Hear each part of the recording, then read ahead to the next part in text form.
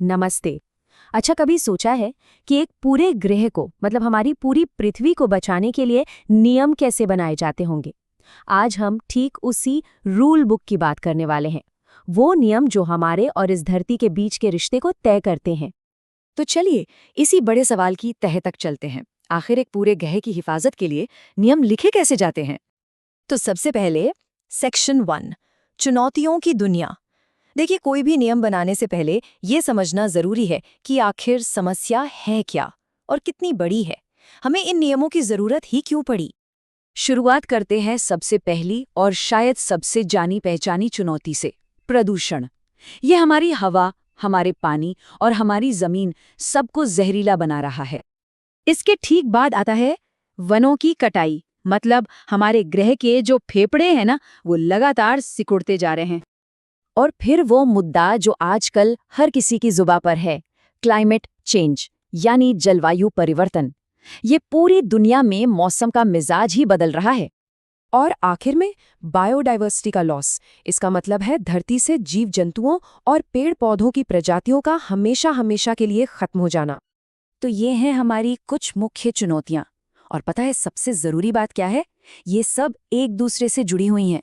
सोचिए, जंगलों की कटाई होती है तो उससे क्लाइमेट चेंज बढ़ता है, क्लाइमेट चेंज बढ़ता है तो उससे बायोडाइवर्सिटी का नुकसान होता है। ये एक ऐसा जाल है जिसमें सब कुछ उलझा हुआ है। ठीक है, तो अब हम आते हैं सेक्शन 2 पर, पर्यावरण की नियम पुस्तिका।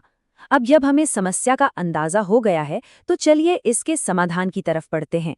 और वो समाधान है पर्यावरण से जुड़े कानून। तो ये पर्यावरण कानून आखिर है क्या चीज? देखिए, अगर बिल्कुल आसान शब्दों में कहें तो ये उन सभी कानूनों, नियमों और नीतियों का एक सिस्टम है जिसे सरकारें बनाती हैं। क्यों बनाती हैं? हमारे पर्यावरण को बचाने के लिए, हमारे नेचुरल रिसोर्सेज की रक्षा करने के लिए और एक सस्टेनेबल भविष्य बनाने के लिए। इसे एक तरह से एक ग्लोबल टूलकिट की तरह समझ सकते हैं। एक ऐसा टूलकिट जिसे इस धरती पर हमारे असर को मैनेज करने, उसे काबू में रखने के लिए ही डिजाइन किया गया है। तो सवाल ये है कि ये टूलकिट काम कैसे करता है? इसके 4 मेन काम हैं। पहला, ये लिमिट्स और स्टैंडर्ड सेट करता है, जैसे कि कोई फैक्ट्री कितना धुआं छोड़ सकती है। दूसरा, ये जानवरों पौधों की प्रजातियों और उनके घरों यानी उनके हैबिटेट्स की रक्षा करता है। तीसरा, कोई भी बड़ा प्रोजेक्ट लगने से पहले ये उसके पर्यावरण पर पड़ने वाले असर को जांचता है। और चौथा, ये टिकाऊ तरीकों को बढ़ावा देता है। चलिए अब आते हैं सेक्शन 3 तक, कानून एक्शन में। अब जरा इस टूलकिट के अंदर झांक कर देखते हैं, मतलब असल दुनिया में ये नियम कानून काम कैसे करते हैं वो समझते हैं। यहाँ देखिए, ये कमाल का स्नैपशॉट है। ये दिखाता है कि कैसे दुनिया भर के देश एक ही मकसद के लिए काम कर रहे हैं। चाहे वो अमेरिका का क्लीन वाटर एक्ट हो या भारत का अपना वाइल्ड लाइफ प्रोटेक्शन एक्ट, हर कोई अपने अपनी तरीके से पर्यावरण को बचाने में लगा है। नाम अलग हो सकते हैं, कानून अलग हो सकते हैं, पर लक्ष्य एक ही है। चलिए इसे भारत के एक उदाहरण से समझते हैं। बात करते हैं फॉरेस्ट कंजर्वेशन एक्ट 1980 की। इसका सीधा सा मकसद है जंगलों की कटाई को रोकना। अब इसका सबसे जरूरी नियम क्या है? वो ये कि अगर किसी भी जंगल की जमीन को किसी दूसरे काम के लिए इस्तेमाल करना है तो पहले केंद्र सरकार से परमिशन लेनी होगी। और यहीं पर आता है इसका सबसे मजबूत हिस्सा, कंपेंसेटोरी अफॉरेस्टेशन। मतलब बहुत सिंपल है, अगर विकास के नाम पर 100 पेड़ कटते हैं तो उनकी भरपाई के लिए कहीं और उतने ही या उससे ज्यादा पेड़ लगाने ही होंगे। अब आगे बढ़ते हैं सेक्शन 4 पर, एक ग्लोबल टीम एफर्ट। देखिए, कुछ समस्याएं ऐसी होती हैं जो देशों की सीमाओं को नहीं मानती। क्लाइमेट चेंज को ही ले लीजिए। प्रदूषण किसी एक देश में होता है और उसका असर पूरी दुनिया पर पड़ता है। तो ऐसी समस्याओं से निपटने के लिए किसी एक देश का कानून काफी नहीं है।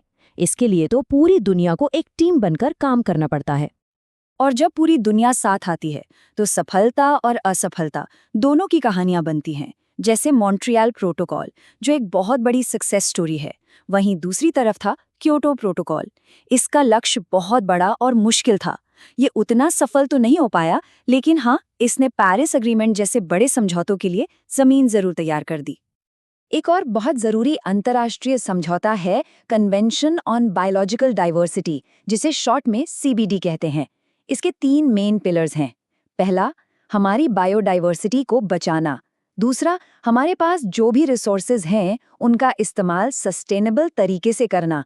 और तीसरा, इन रिसोर्सेज से जो भी फायदे हों उन्हें सबके बीच बराबर और सही तरीके से बांटना। और अब हम पहुंच गए हैं अपने आखिरी सेक्शन पर, सेक्शन 5, आगे का रास्ता। क्योंकि इतने सारे कानूनों और समझौतों के बाद भी ये कहानी अभी खत्म नहीं हुई है। असल में अभी भी बहुत बड़ी चुनौतियां हमारे सामने हैं। तो आगे का रास्ता बिल्कुल भी आसान नहीं है।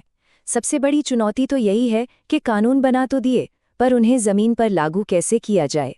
इसके अलावा दुनिया के सभी देशों को एक ही बात पर सहमत करना, इकोनॉमिक डेवलपमेंट और पर्यावरण के बीच एक बैलेंस बनाना, और इंसानों और जंगली जानवरों के बीच जो टकराव बढ़ रहा है उसे मैनेज करना, ये सब बहुत बड़ी चुनौतियां हैं। ये मामला वाकई बहुत पेचीदा है। इसका एक अच्छा उदाहरण है भारत का फॉरेस्ट राइट्स एक्ट 2006। ये कानून उन आदिवासी समुदायों को उनके अधिकार वापस देता है जो सदियों से जंगलों में रहते आए हैं। यह हमें एक बहुत ज़रूरी बात याद दिलाता है कि पर्यावरण को बचाने की लड़ाई में इंसानी हक और इंसाफ को नज़रअंदाज नहीं किया जा सकता। और यहीं पर आकर हम इस पूरी बातचीत के सबसे बड़े और आखिरी सवाल पर रुक जाते हैं। क्या हम इंसानी तरक्की और इस ग्रह की सेहत के बीच एक संतुलन बना सकते हैं? ये वो सवाल है जिसका जवाब ही हमारी पर्यावरण की नियम पुस्तिका का अगला चैप्टर लिखेगा।